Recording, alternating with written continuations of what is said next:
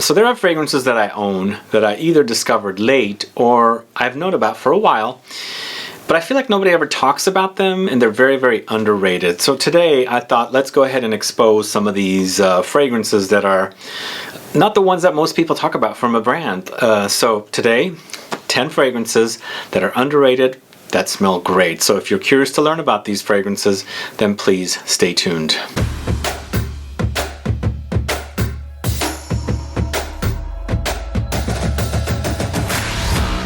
Thanks so much for tuning in. This is Sebastian with Smelling Great Fragrance Reviews, all about underrated fragrances today.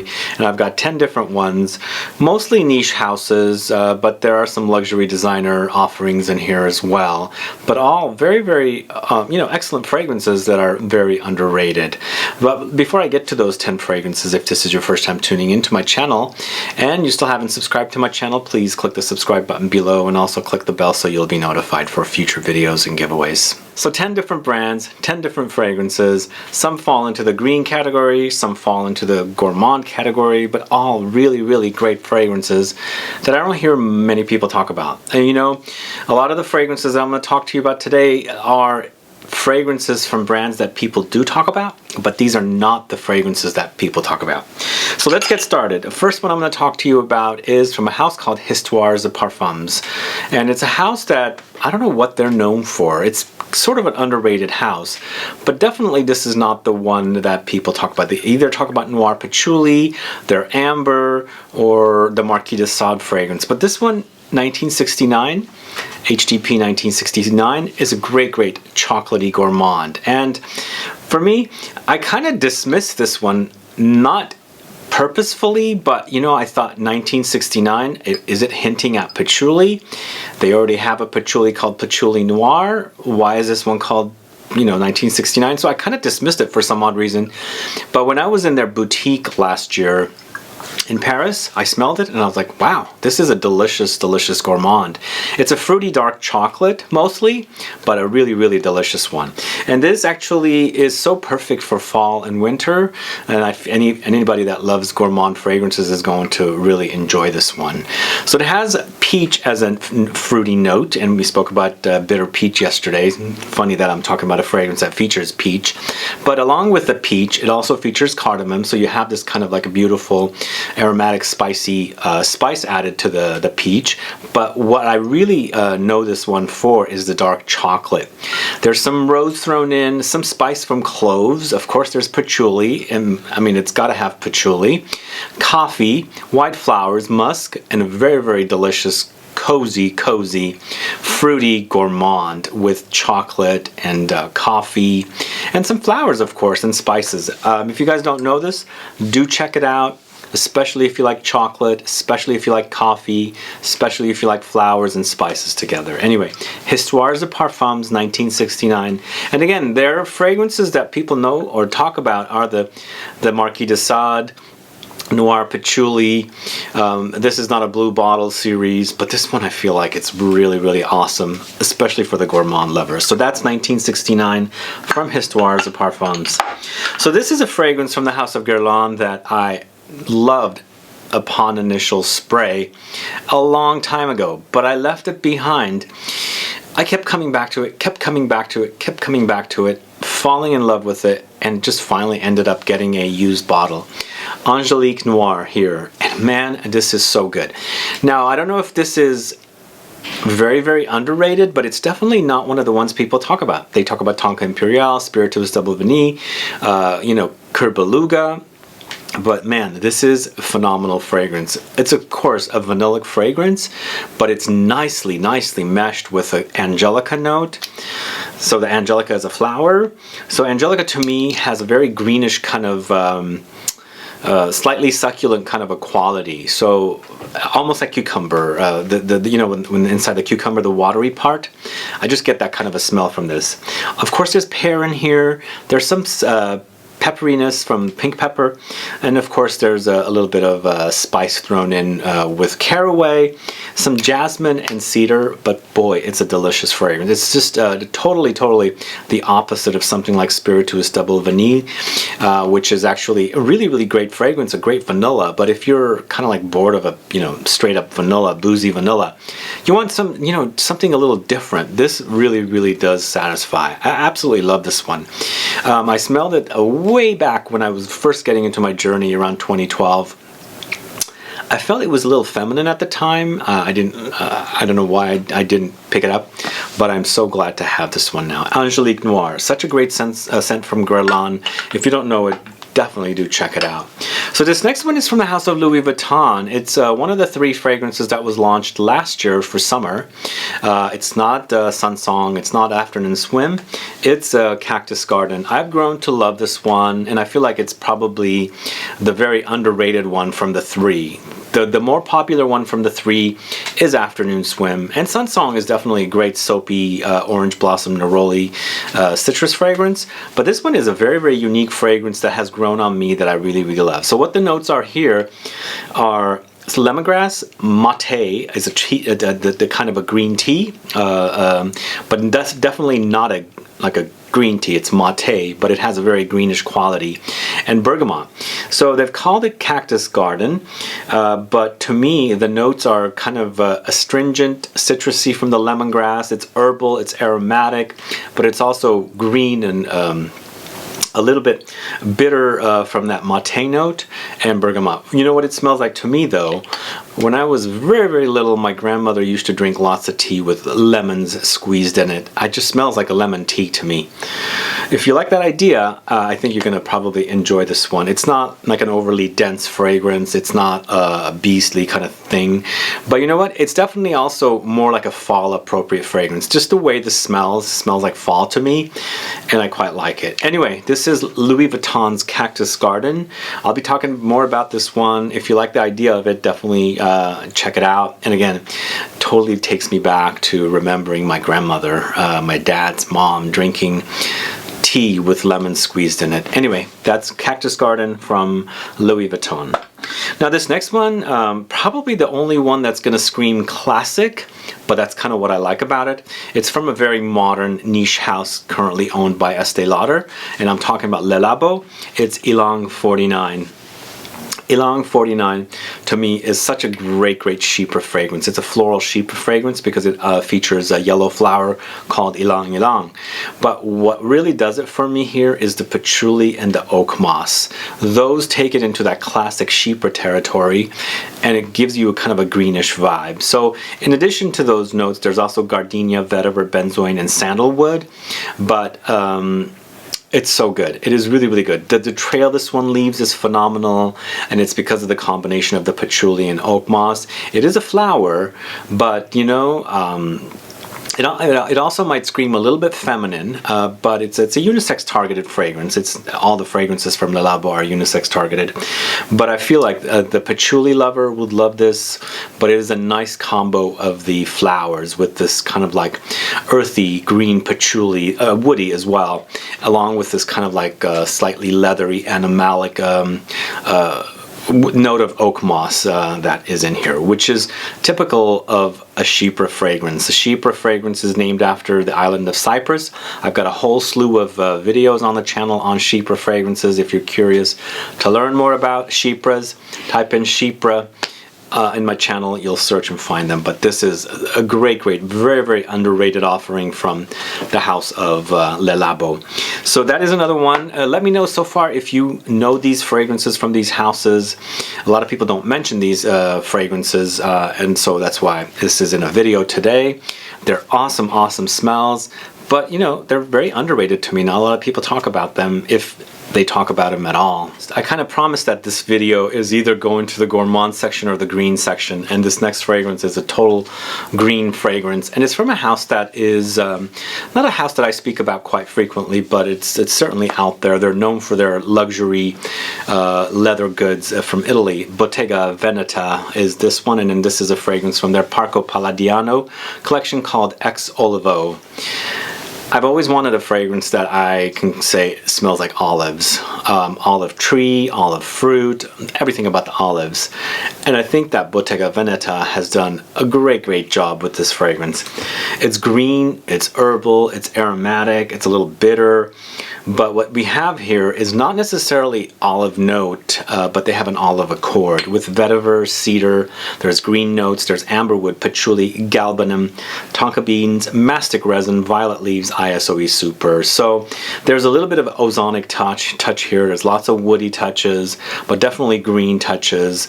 It's earthy, it's woody, it's like slightly bitter, but you know, it reminds me of olive trees. There was a time that I was frequenting L'Occitane here in San Francisco. I used to buy all of their olive products, shower gels, soaps, everything you name it, because I loved those products.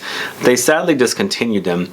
I was always wanting them to make a fragrance out of it, but you know, by the time they got to, I don't even think they would have made a fragrance out of it, but I loved the way it smelled. They never did, of course, it was discontinued, but I was always on the hunt for olives. And this is pretty amazing. Now, olives as a tree, or the leaves, has a smell. It's not very strong to me, and the actual blossoms as well have a very light smell as well. But to me, this satisfies me for my craving for olives as a smell. It is fantastic. If you guys don't know it, please do check it out. I do have a full review of this one on the channel as well. I had to get the review out because it is such a great scent for what you get. One thing I want to mention, it's not like an overly beast mode kind of a fragrance. It's a really classy smell. So it's not overly loud. It's pleasant. It's also, I feel like, you know, you can get away with it wearing in the summer. It's not summer, but in the office or things like that. So it's that kind of a fragrance. It's got very classy qualities about it. But it is on the green and woody, earthy, ozonic side. Anyway, Ex Olivo from the house of Bottega Veneta. So this is a fragrance that I had to feature here. I'm not talking about this house much because they have changed their name. Annick Goutal became Goutal Paris, and this actually is the Annick Goutal bottle because once they changed their name, they changed their bottles as well. But I'm a fan of fig. Fig is one of my favorite notes. Again, we're going to the green side here. This is called Ninfeo Mio, and it is all about a very sandy fig smell, which I absolutely love. Now, I think as a brand, this is a very underrated brand, but most people, when they talk about this brand, they don't talk about this fragrance. They talk about Eau d'Adrienne. That's probably what they're known for. But if you're a fan of fig fragrances, you gotta check this one out because it's fantastic. So the notes are fig leaf, citron, lemons, galbanum, petitgrain, woody notes, bitter orange, mastic resin. Mastic has come up. So I love green notes. This is totally screaming green. It's a green figgy smell with lots of citruses. So there is an earthy woody quality with this because you are dealing with the bitter earthy woody leaves of the fig tree, but around it there's lots of citruses and some sweeter notes. Of course, a lot of resinous touches with galbanum and some bitter green touches with petitgrain, woody and citrusy. What a scent. It's so good. Absolutely fantastic smell. I haven't compared this scent in their newer bottles under the new name. Again, this is a house, used to be called Annick Goutal, now it's called Goutal Paris. So I'll hopefully compare this to their current release.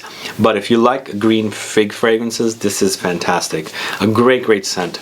Definitely underrated and a awesome fig fragrance. Again, this might be a little light for winter and fall, but I can see or picture this being worn any time of the year. So that's Goutal Paris, or Annick Goutal Ninfeo Mio. So we're going to a fragrance from a house that I discovered very late. It's called Serge Lutens, the house, and this is a Vetiver Oriental. So I love Vetiver in fragrances. Vetiver is very earthy, woody, it's very earthy and damp. That kind of humidity kind of comes to mind when I talk about Vetiver. But it's very earthy. I've never seen it connected with gourmand notes, and this has dark chocolate connected to it. So it's actually green, earthy, woody, with dark chocolate, amber, oak moss, Guaiac wood, iris, sandalwood, labdanum, musk. Really great scent. So a lot of people either love Vetiver vetiver or hate vetiver, this might be for a vetiver hater gourmand lover. And again, we have dark chocolate kind of like juxtaposed with this bitter, earthy, woody green note of vetiver. So the combination really does work. And this is a total underrated fragrance for this house. Most people talk about Ambre Sultan, Chergui, and things like that. But if you're a vetiver lover and you also like gourmands, like dark chocolate note, Vetiver Oriental is definitely one for you to try. I feel like it's a great solid scent. And again, once in a while, you can't just keep wearing the same old vetiver over and over again because they start smelling the same. And this one does this unique twist to it with going into that Oriental direction with the dark chocolate. Anyway, Vetiver Oriental from Serge Lutens, a great scent, very underrated. And again, the video is all about underrated fragrances, not only in my collection, but also in general. I feel like these are not fragrances that most people talk about from these brands I've been talking about today. So we've done 7 fragrances, and if you know these fragrances, let me know that you're fans of them, because, you know, as I said, I don't have a lot of people mentioning these fragrances. That's why I'm doing this video, so that you guys will find out and, you know, check them out, because I feel like they're definitely solid, great smelling fragrances, but very underrated. So this next fragrance is from a house called Houbigant, and I'm not talking about Fougère Royale because Fougère Royale is definitely the one that most people talk about from Houbigant, but I'm talking about Bois Mystique, this one right here. And this is a Houbigant fragrance targeted to men, and this is totally underrated and a great classy fragrance. This is all about cedar, incense with Cypriol, cardamom, Guaiac wood, cashmere wood, iris, ginger, pink pepper, amber, myrrh, black pepper. So it's spicy, it's peppery, but it's also Cypriol, it's also cedar. It's very woody, but very classy. It is targeted to men, but I feel like women can pull this off as long as you like spicy, woody fragrances. You know, it's the total opposite of Fougère Royale, where that goes into the Fougère barbershop green direction. This one's definitely more on the woody side and spicy side. So if you like spicy, woody fragrances, definitely check this one out. One thing I do want to mention about this one, Bois Mystique, is it's very smooth. There's a Guaiac wood note that adds this kind of like smooth and polished, slightly creamy quality about it. And even though it's got the spices and the woods and everything else mixed in with like the incense and not Guaiac, but the Cypriol note, it's a very smooth ride. So I feel like it's a very classy fragrance, very gentlemanly, somebody dressing up nicely, wearing really sophisticated clothing, and then, you know, going to work and things like that. I feel like that's the kind of fragrance it is, and it is really fantastic.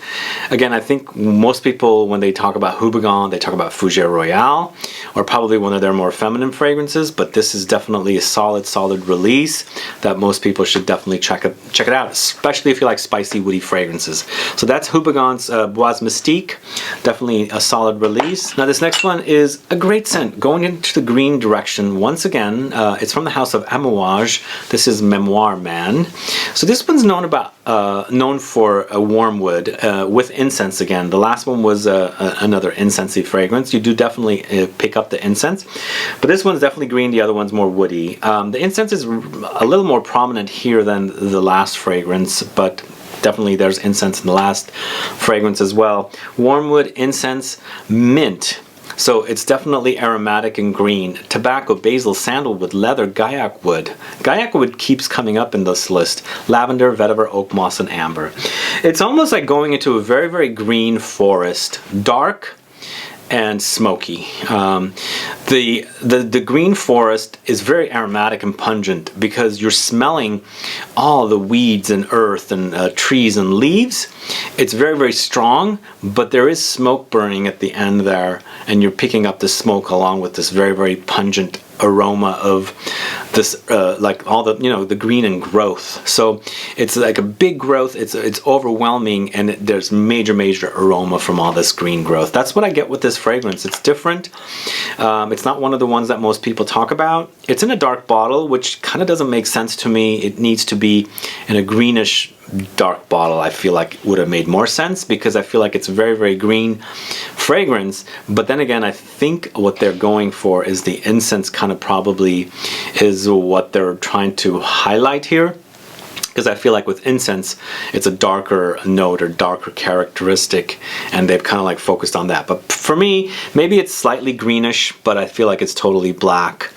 But anyway, it's a great scent though. If you guys don't know it, check it out. It's Memoir Man from AMOUAGE. I feel like it's a solid fragrance that smells fantastic.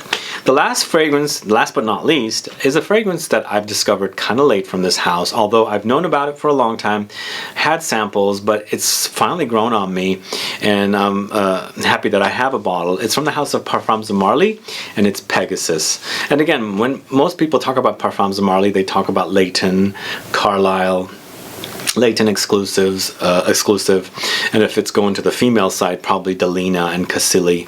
But this is definitely a great almondy fragrance, which even though it's targeted to men, I feel like women totally can pull this one off. It's a gourmand after all. Almonds, vanilla, lavender, sandalwood, heliotrope, jasmine, amber.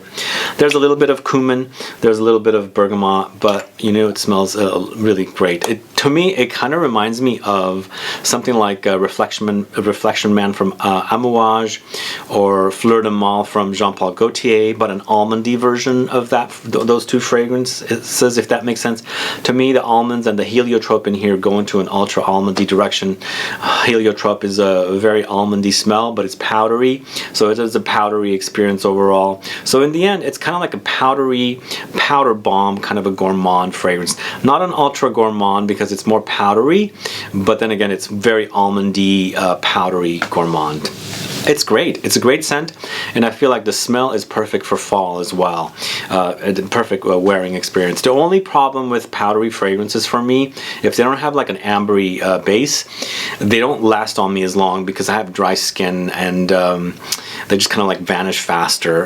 That's the only part. If I had oily skin, they would cling on more, but since it's dry skin and then it's a dry fragrance, because the overall experience is dry, it doesn't last as long. So I might have to put a base down to extend the life, but as a smell, it's a fantastic smell, and very, very underrated for a house, I think. Anyway, Parfums de Marly Pegasus, another great smelling fragrance that's underrated from this particular house. Anyway guys, thanks so much for watching today's video. Let me know if you like these fragrances. Are you a fan of these fragrances? Also, let me know what are some fragrances that you guys like that you think are underrated and not a lot of people talk about it. I like to find out more fragrances, and I like to highlight fragrances that are not very hyped, because these definitely are not hyped, and I was hopefully I gave you options of what are the the hyped fragrances from each of the brands. But if I didn't, please let me know some, and then also let me know what your favorite underrated fragrances are. It doesn't have to be all niche, could be designers, but definitely let me know, put some comments down so I can find out. Anyway guys, thanks so much for watching today. If you have any questions or comments, please list below. Otherwise, please like this video, please share it, follow me on Facebook, Twitter, and Instagram, and I'll be back with more videos very soon. Have a good one. Goodbye.